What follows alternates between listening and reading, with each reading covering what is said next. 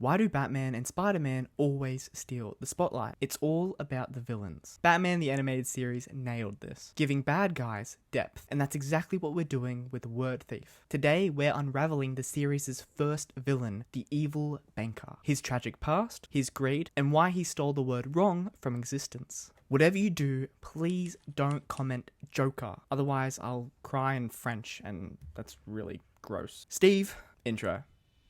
Steve?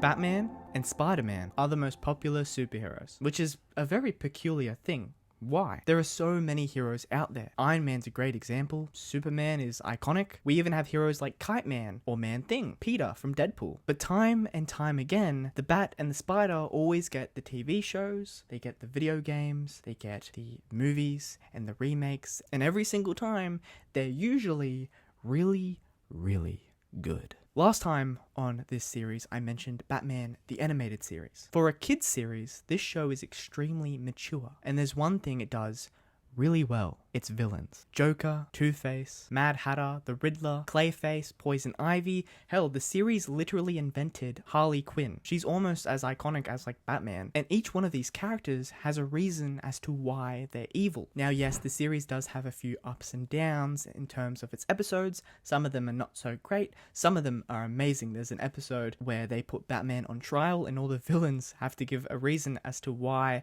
they think he's a bad person and why Batman made them the way they are. There is this one really weird episode. Catwoman turns into a literal Catwoman.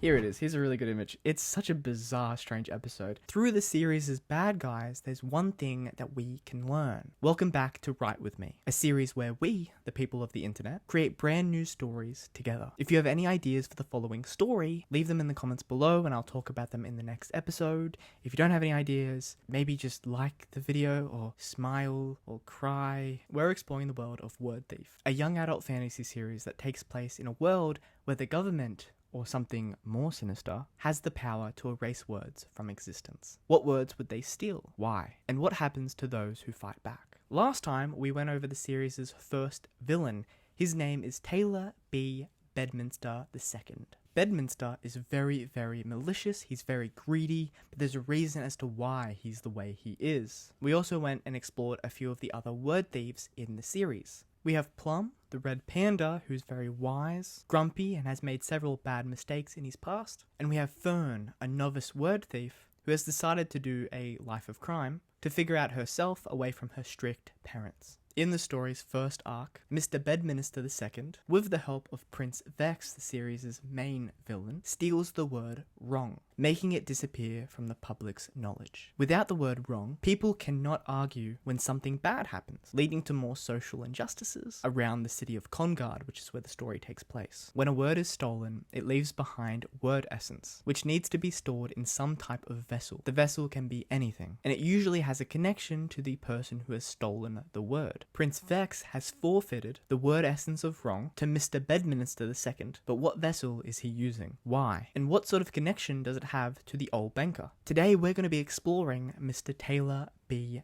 Bedminster II. What kind of person is he? Why is he the way he is? In Batman the Animated Series from the 1990s, the Mad Hatter is a scientist who happened to fall in love with a girl who unfortunately was not interested in him.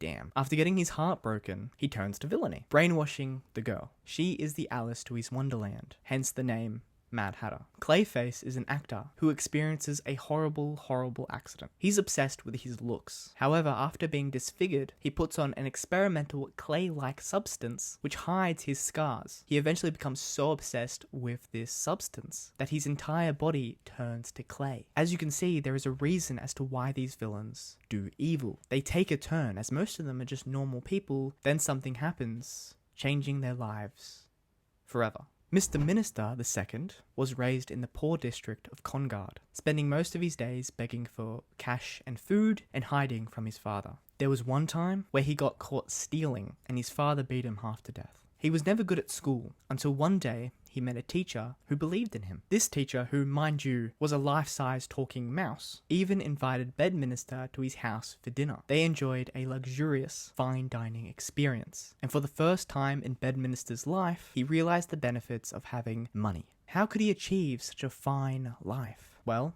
it was simple. Study, study, study. And once he was old enough, he could get into banking. So this was exactly what he did, becoming one of the best finance officers in all of Congard. Before his time at the bank, he even helped the royal family, organizing budgets for their military and staff, and arranging a state-of-the-art tax system which evenly distributed taxes based on people's total income. The teacher, we'll call him Temin, the rat, grew up to be a dear friend. However, he hated the tax system, saying it did not benefit those who were wealthy. Bedminster thought this was wrong. The rich had everything, the poor had nothing. He knew this firsthand. But Temin, perhaps because of his privilege, perhaps because of his age, slapped Bedminster with an iron fist. The two argued. It was wrong, it was unfair, but Bedminster lost the fight. Temin looked him in the eyes and said, "Nothing is wrong if one can prove otherwise." All of the elites in Congard were beyond rich. They were liars, con artists, schemers, murderers.